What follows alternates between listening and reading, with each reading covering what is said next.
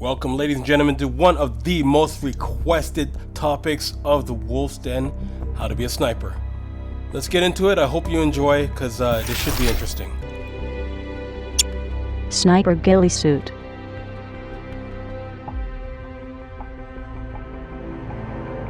Welcome, ladies and gentlemen, to this special edition of the Wolf's Den. My name is Wolf, and today we're doing one of the most requested subjects out there, and also one of the most controversial subjects, and it is how to be a paintball sniper. In this edition, I will be teaching you the tips and tricks on how to be a paintball sniper. Now, please take note, this is not how to be a sniper. Military, law enforcement snipers are a whole different genre, a whole different situation, but this is how to adapt those situations with regards to paintball. So again, how to be a paintball sniper. Okay, now, to be a paintball sniper is a very special job, and not as simple as some may think. Many people want to be a paintball sniper, but only few have the actual skill to be able to do it, and I'll tell you why that is. Now, being a sniper in real world and paintball consists of three things. Now, everyone thinks it's just the ability to shoot at long distances. That's one of them. There are three aspects to be an actual sniper. One, long-range reconnaissance and recording of enemy positions. That is getting into a spot where no one else can get to, and reporting back to command on enemy situations, the enemy compound, enemy positions, and what the enemy are doing without being seen. Part two, long-range shooting and taking out of specific targets. And that is not encroaching on force-on-force combat. That is taking out specific high-risk or high-value targets. And number three is to confuse or mislead the enemy. That is, if a paintball sniper gets in the right position, his job is to, when he sees like an oncoming platoon, take one of those platoon members out, get them stopped, get them in a defensive position, and slowing them down and stopping them or slowing their approach to a specific target or their specific mission. That is, you're not trying to take out the entire enemy force, but you're slowing them down so that your own forces can get command of the situation. Now, the number one reason why people complain and people whine, and oh, there's no such thing as a paintball sniper, is simply because of one reason. Because of the fact that all paintballs travel the same speed, the same velocity, and the same distance. Now, the reason why that has changed in the last few years is because of this, the first strike round paintball. Now, this is the main reason why there are such things as paintball snipers. The number one reason why people complain is that paintballs don't actually travel farther than each other. Now, this is what is called a first strike round paintball. This is the game changer. Now, the first strike round paintball is a game changer in that it's got fins on the back of it, which when shot through the right barrel causes the round to actually turn, which makes it go farther, faster, and 25 to 30% more accurate. Not to mention, it actually travels between 50% and 80% longer than a regular paintball, which obviously means you have a longer distance and longer shooting potential than regular paintball players. This is a regular paintball. It's just a round spherical object with paint inside, and this is the first strike on the right side. This travels 2 times farther than this one. This is why being a sniper in paintball is actual reality right now in 2014. Now, I've generaled many games, and one of the most effective things that I've used in my soldier arsenal are snipers. There's guys out there who are amazing snipers, professional paintball snipers, guys like Vivid Libra and Casper, 2 amazing snipers. I've used them in several situations, and I'm going to tell you and show you how to be like these guys, how to be a professional paintball sniper, and how to be more effective. One of those snipers I am talking about who uses his first strike rounds at extreme distances is a guy by the name of Pistol Pete, and there are several others on YouTube who prove that there are long distance paintball shooters in this game. and they prove it very well. You'll find their links down below. First thing you need to understand is that paintballs are military or paintball multipliers, in that they're not treated like regular forces. They're treated like multipliers, like you have grenade teams, or you have support teams, or you have mortar teams. So you're not going to treat them like you would a regular platoon, a regular paintball platoon. You treat them as a completely separate arm of your army. The art of sniping, one very specific aspect, is the art of camouflage, the art of blending in, the art of not being seen. You have to have your ninja mode on 100% to be a fully effective sniper, and that involves wearing this, a ghillie suit. Now you see a lot of kids go and buy these in stores, and they want to look like their favorite Call of Duty or Battlefield character, but ghillie suits are one of the primary pieces of equipment that you need to be able to utilize properly to be a proper sniper. I'm going to show you how to do that. Alright, now that I'm almost done getting dressed and getting ready to go on a stalk, I'm going to give you a list of items you must bring in order to be a proper paintball sniper. Now, when you're a paintball sniper, the lighter the better. That means no pods, no huge bulky vest. That means the less the better. What you need is a radio. Keep in contact with your base at all times as a must. I always go with you want a headset that's properly functioning, that's easy to reach and turn on and talk to your base. You do not want a loud radio to give away your position, so you need it connected to your headset.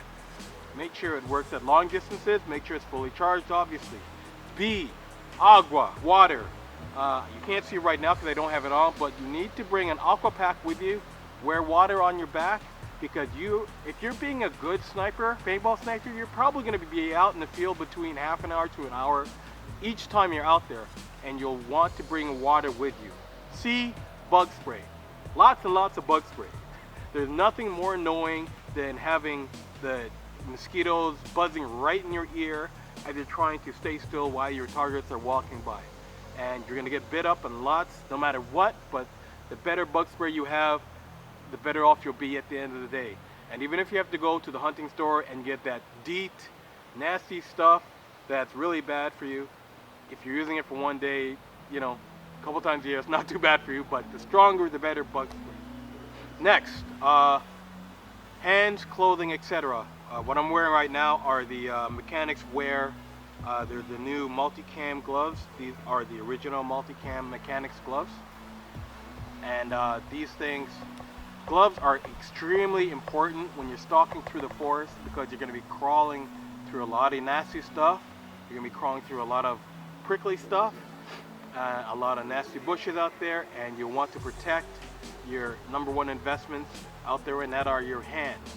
So these are the mechanics gloves, multi-wear gloves. I've been testing these for the last few games. Very effective. Boots.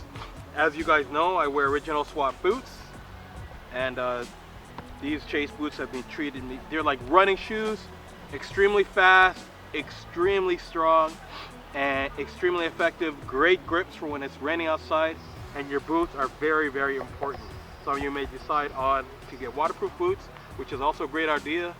These aren't the waterproof boots because I like my zip up so that I can zip them off at the end of the day. Next, okay, so your next obviously important piece of equipment are your goggles. Paintball goggles are to be worn at all times, and plain and simple, the darker color the better. These are my Dye I4s. They never fog up on me. They're amazing. I4s are one of the best out there. And notice the coloring.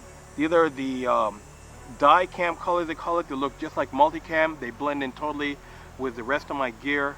And notice that I'm not wearing my signature mirror lenses. These are my amber lenses. They're a lot darker, and they make it easier to see in dark conditions under canopy like this. And they're also harder for the enemy to see when they're looking at you. My mirror lenses would obviously reflect more light, making it easier to spot my position. And these things are very lightweight, very easy to run with, and keep you safe at the same time. Last but not least, your paintball marker. As many of you know, I use a dye dam, and what I would recommend if you're going to be a paintball sniper is a magazine fed marker. That is no hopper on top to give away your position and give you a lower profile that the bad guys can't see you as much. Some kind of camouflage wrap around the marker to conceal the shape, and I don't necessarily need it because with the colors I have on this, which are also multicolored, or sorry, multicam or dye cam, it also blends in really well. But today with the background and the woods that I'm working in, I'm using green instead of the multicam color because it blends in better with the environment. As I said, magazine fed is your best way to go. And if you're going to go magazine fed, if your marker comes with the option of having shorter magazines, I go with the shorter round magazines as opposed, these are the 10 rounder as opposed to the 20 rounder, because if I had the 20 rounder it would be like this much higher, and when I'm prone on the ground and this is in the magazine, it lets me have a much shorter profile when I'm in the bush. The shorter, the lower to the ground, the better. The only thing that I need exposed is my hollow sight that I'll be using, especially for the first strike round target acquisition. Everything else, the lower the better. So yeah, some kind of concealment for your marker. If you don't have concealment, try and have a dark colored marker or something to color it. Don't use like duct tape or anything like that, or hunter's tape to put on your marker, because that may ruin the actual paint job on your marker, and you don't want to do that. Well, most don't want to do that. So hopefully I've remembered everything. I'll be continuously talking about all these items as I go through this special. Remember also something to carry your magazines in. You will not be bringing many magazines with you if you are a paintball sniper. The less you bring with you, the better. The most I would bring with me 2 or 3 of these short magazines. I would put them in my pockets. I would not be wearing a full-on vest unless I need to bring my air tank. Also, your air tank should be on either direct, if it comes like that, a small tank, or something small on your back that it does not get in the way. Again, the less the better.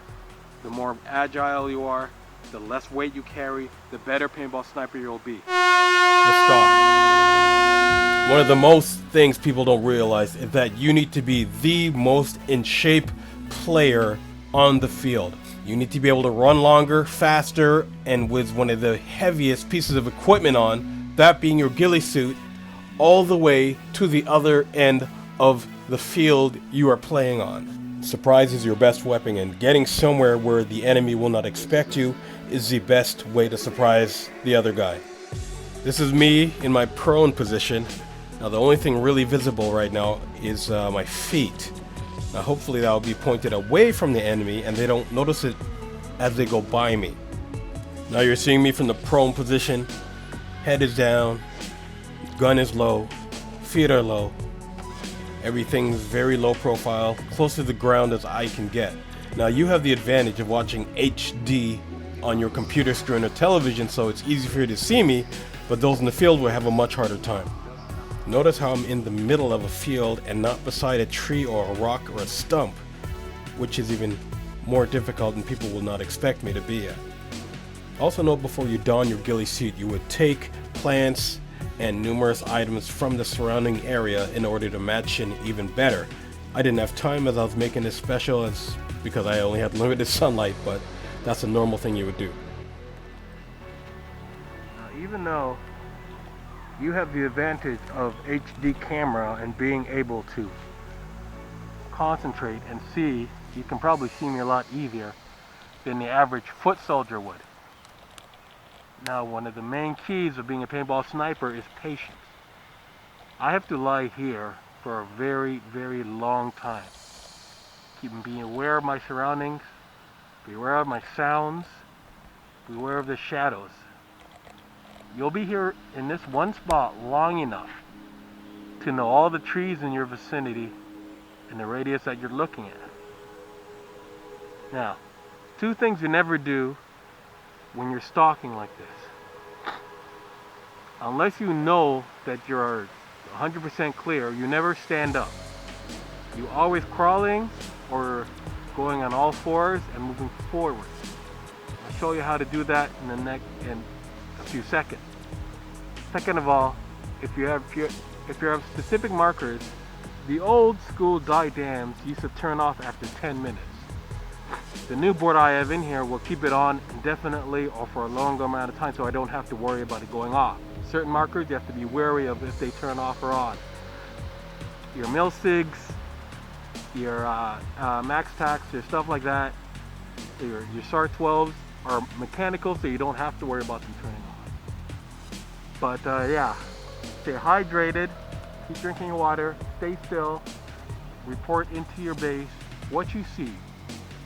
Now the really difficult thing, and you got to be actually professional for this to happen, and it's happened to me a few times, is that when your enemy comes by, don't shoot.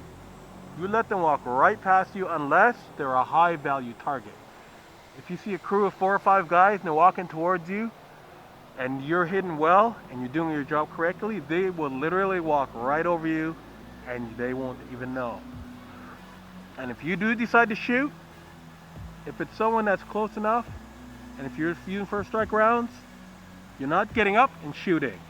You're simply doing this. You use your 2 fingers under your magazine, and you raise it. Very slow, very easy. So you line up the shot, boom. 1 shot, 1 kill. You slowly go back down. No up to this, it's not snap shooting because that's when they'll see you. Very slowly up, shoot. I'm hit, very slowly down. Now, gun sideways, head all the way down because they're going to start looking for you. But you keep your gun sideways, especially if you're mag fed. You can still shoot sideways very accurately. And you're going to be shooting like this. Boom, if they come closer to you.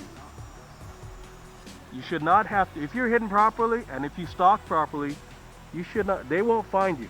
Plain and simple. They'll be shooting wild, they'll be going crazy, running over the place, and if you wait long enough, they will walk away because they think that you've left.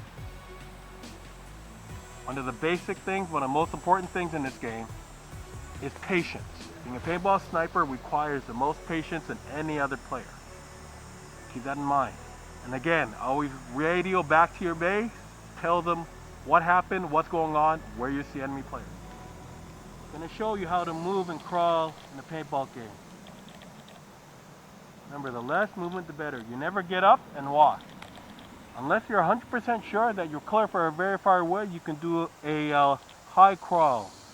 For now, I'll show you a low crawl. And that is if the enemy is danger close, you can either keep your gun pointed forward or do it this way, sideways. Now you're going to move up with your arms first and push up with your feet. This is what you call a low crawl.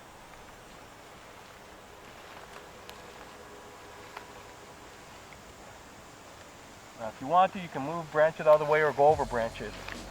Now I'm actually moving too much. My butt's going a little too high than I like, and I'm actually going up and down farther than I should. And the simple fact that I'm telling you that I'm moving too fast right now is gives you a really good idea of how you should actually be better effective when you're doing a low, slow crawl. Okay, so I've got my mask up just so you can hear me more, a little better. When you know you're 100% clear, there's no one for at least 100 yards, you can get up like this. See the tree? You're down at the tree. You're assessing situation. Guns up. Normally my mask would be down, but I want you to hear me because I don't have a mic inside. Check around. Now, you're gonna go this, you can walk like this for a long amount of time. And of course, this is gonna be down. But as soon as you hear a crack, as soon as you hear a voice, as soon as you hear anything, you're down. All right, down and ready, still, boom. Wait a few minutes. You make sure it's not the enemy. If it is, you're in a good spot, you've got cover, you're in the shade, you're good to go. If it's not the enemy, Slowly back up.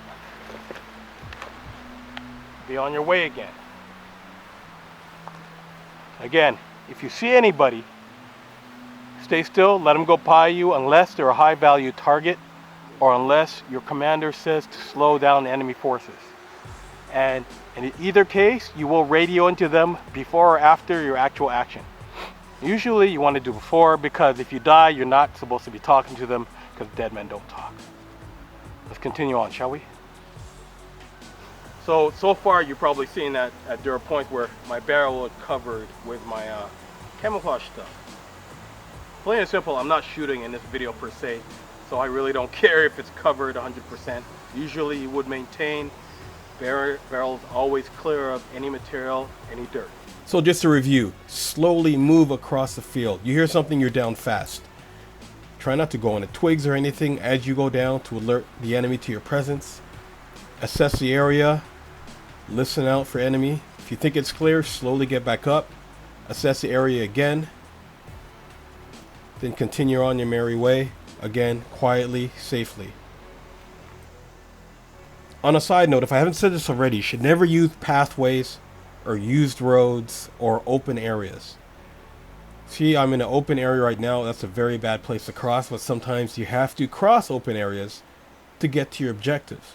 So you're going to do it the way I'm doing it now. Nice and slow.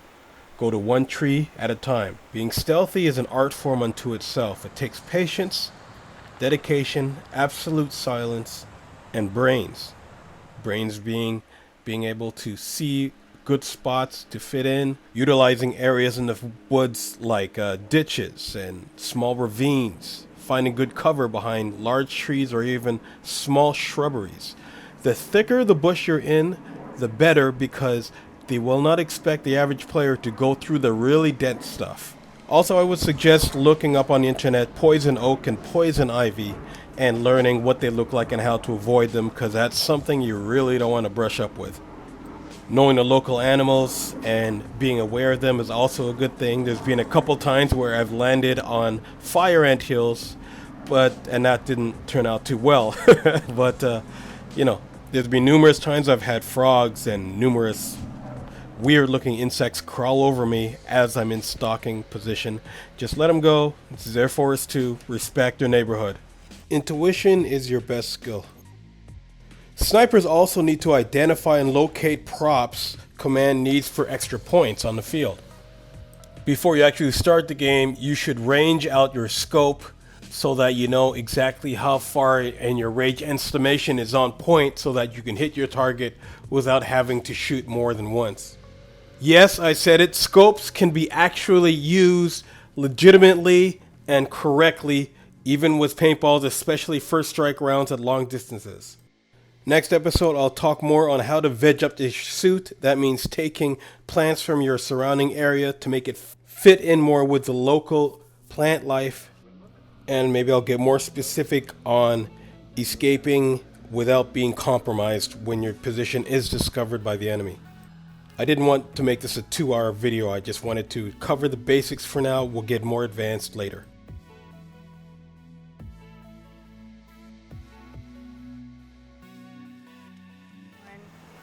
Thank you for watching in this special edition of the Wolf Den. Now first, a few points.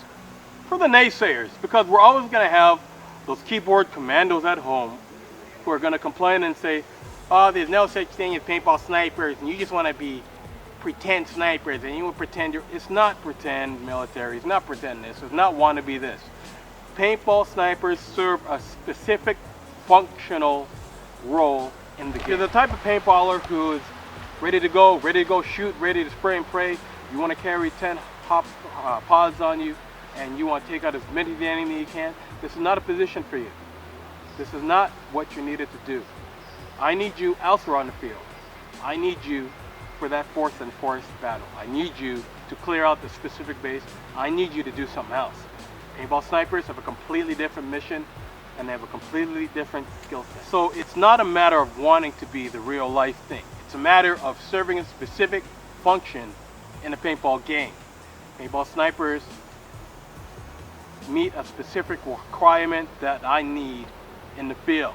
Reporting on enemy positions, taking out high value targets, and just being camouflaged enough that they're not seen by the bad guys so that they can accomplish their mission are three very important parts. Also, not anyone can be a paintball sniper. You literally have to be the most in shape individuals in the game. The reason is because when the game starts, when that initial horn blares, you have to be first to the position. You have to run faster than the rest of the entire army. You have to run on the far extremes of the field, which means the far left flank or the far right flank, and you have to get there before the enemy does. That means you have to be fast, agile, and be able to carry your equipment in an effective way and do it quickly. So yes, anyone can go buy a ghillie suit from wherever, but you have to be able to use it properly. And also the ability to be able to stalk and do it stealthily, if that's a word, to be able to do it in a stealth manner and not be seen by the opposing forces is a skill set within itself. That patience, that being able to blend in, is a skill set that takes practice and it's not learned overnight. And you can go and watch Sniper, the movie from 1993, or any other movie, get some hints or what have you, watch YouTube videos like this, get any hint you can to be able to distinguish yourself from other people who are wannabe paintball snipers and be an actual effective paintball sniper. Let me know what you think of this episode. And if you have any questions, ask below in the comments.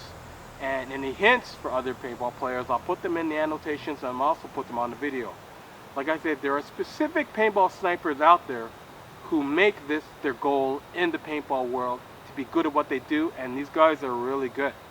And I used to be one of them, but when Wolf became a little better known and I'm always put in a commanding position, it's not something a paintball sniper can do. You cannot be a commander and a paintball sniper at the same time. This is the one job in the sport where it's a solo act. You don't need a spotter because the distance is not long enough. As a paintball sniper, you're going out there solo. You have to be reliable on your own and dependable as an individual, which is very rare. It's not a team sport being a paintball sniper. This is an individual effort helping the rest of the team and the command camp.